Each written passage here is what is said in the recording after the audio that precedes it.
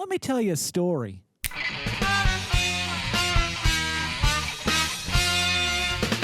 Greetings and welcome back to another supernatural cryptid episode of the Vodkast. I'm your host as always, Bigfoot.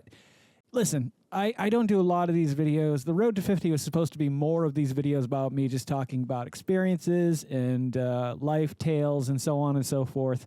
And I haven't done a lot of these, so I'm giving you another one now. I think the last one I did was Up All Night, which I really enjoyed making that. It was an interesting time and just a fun video to make. So recently, I got asked to go on my friend Josh's podcast, the Animal Podcast. I'll try to put a link up in the cards right here, right now.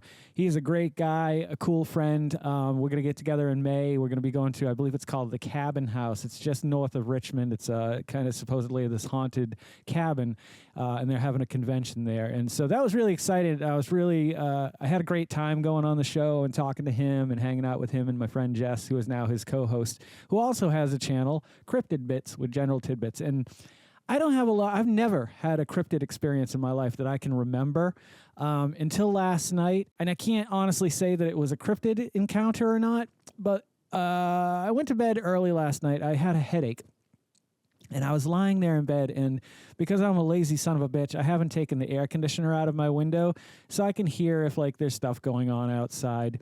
And I started hearing this crunching in the snow. It's like it's iced over, so it's really easy to hear. But I could tell it was coming like right from underneath my window around that area. So I was like, oh, it must have been. It sounded like maybe the bear had come back. If you didn't know, I've had some encounters with bears. If you want to check any of them out. And so I figured, you know what, in the morning I'll see if it was a deer or a bear. I'll go check the tracks. And so this morning I took my dog out to go pee, and this is what I saw. I grabbed my phone because I wanted to show you guys exactly what I was seeing, or actually what I was not seeing. On the side of my yard over in this area here, I haven't been taking the dog because I'm an old man and I'm afraid of slipping on the ice and breaking my neck or something like that. So I started looking for these tracks. I figured they'd be noticeable because not a lot of creatures have walked through the yard. Literally no creatures have walked through the yard. If you take a look, there are no tracks on this side of the yard whatsoever, but I am dead set confident that whatever it was crunching through the snow. It was heavy. It could have been a buck, like a large male deer, or a bear. We have had a bear in our neighborhood recently, so I thought maybe that's what it was. But I was shocked to find that there was no tracks whatsoever on that side of the yard. Nothing to be seen, not a rabbit, not a deer. I did forget to point out one thing. There is a picture I want to share with you guys with some tracks I did find over where I usually take the dog to go pee and poop. And they were interesting to me because they look like they're almost like a 3 or a 4-toed, kind of like I hate to say it, but like a gremlin type track, a larger, like webbed almost in a way that could have caused it. I don't know, maybe I'm crazy, but take a look at this and then I'll send you back to me.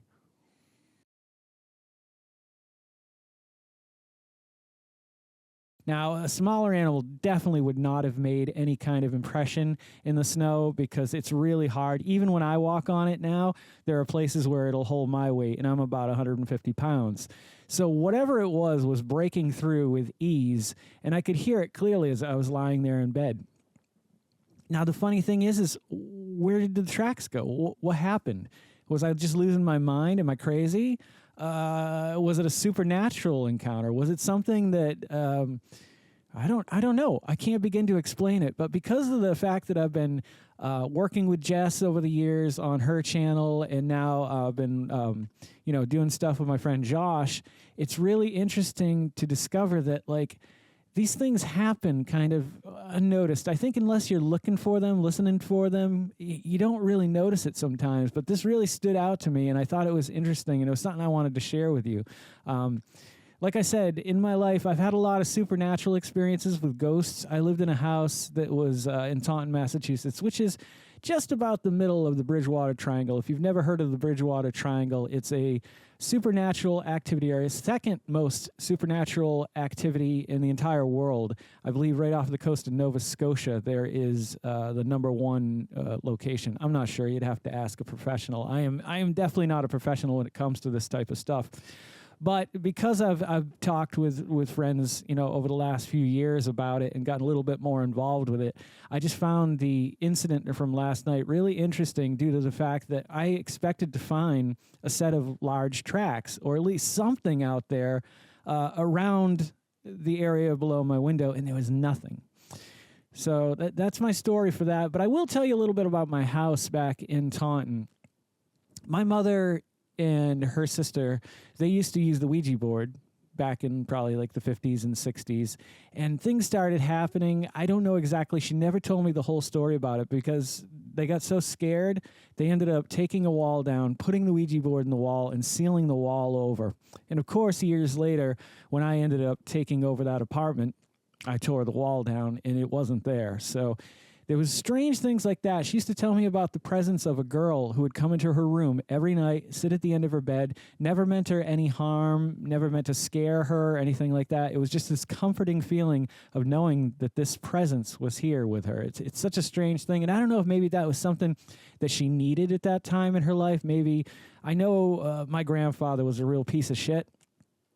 And I don't know if maybe that girl was there to say, hey, I'm here, it's okay, or what, or maybe she was just crazy and it was nothing.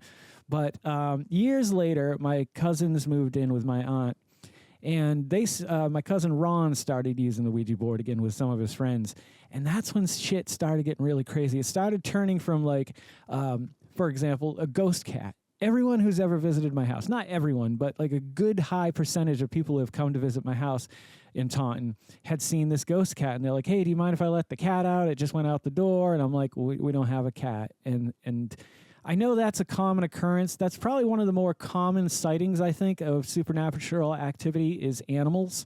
I don't know why. I don't know if their spirits linger longer. Maybe their souls don't go on to an afterlife. Maybe they just hang on to this life, waiting for their owners to die. I have no idea. I can't begin to explain it because, like I said, I am by no way, stretch, or form a professional on the subject. But after the time that my cousin started playing the Ouija board, things started getting a little bit more aggressive. My mother, one day, she was trying to go into the closet to get something, and this large wooden box that was sitting on a shelf, very stable, I remember putting it there myself, came down and repeatedly hit her on the head. And then it fell to the ground, and I came in, and, everything was fine. She didn't, get too hurt. She was bleeding, but, she didn't have to go to the hospital or anything like that.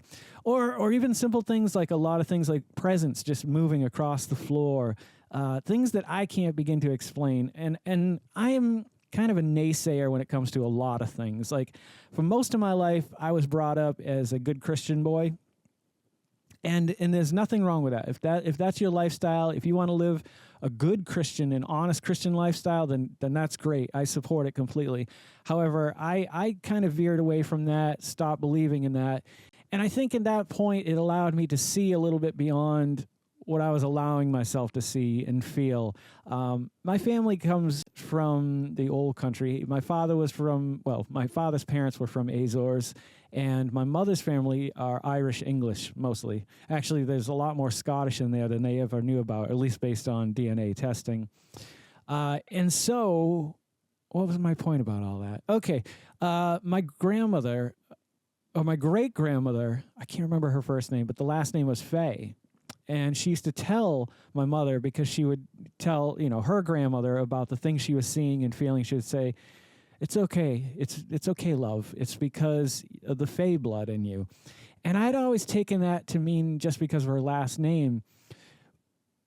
But I kind of believe in elves and fairies and stuff like that. I know that's wacky and wild, and why don't we see them? Why is no history of them? And I can't tell you why. I have no idea. But the fact of the matter is it's something I've definitely believed in ever since I was about, 20, 25 years old. And all these experiences are really interesting to me. I don't talk about them very well, but Jess and Josh do a great job of it. So if you get a chance, definitely check out their channels. They've been a huge supporter of the podcast, and I want to show them a little support any way I can. So check out their channels, and if you're loving the content I'm creating as much as I love creating the content that you're watching, would you please consider subscribing to the channel? We are on the road to 700. We are 4 away at this point. I know we're going to get there before the end of the road to 50, so I appreciate all the support so far. And if you want to support the channel in any other way, please share this with a friend or family member who might like watching stuff like this. We also have a Patreon account. If you're interested, there are 4 tiers starting at $3, going up to $20 a month. It is never expected, but it is always appreciated. It just gets you a little bit more integrated with the podcast, gives you a little voice into the things that show up on the channel. Now, don't forget to make somebody smile today and make yourself a better person tomorrow than you were today tomorrow. Let's make the world spin a little bit happier and a little bit more spookier. Together, let's sing and dance in the sun and in the rain as one, my brothers and sisters. Live life to the fullest and love every moment of it, because you just never know when that last moment's going to come for you. However, never live in fear of that moment. Always live in love, but never let your inner ghost die. Ooh-wee. Take care of yourselves, take care of one another, and take care of those around you who cannot take care of themselves, for they are the ones that need it the most. And if no one has told you today that they love you, the Vodkast loves you very much, just the way you are. All right, guys, do no harm. I'm Geycen Oliver. This is the Vodkast, and I'll catch you guys a little bit further on down the road to 50. Take care, my friends, and happy adventuring. Don't go to sleep with a catch it in your pocket.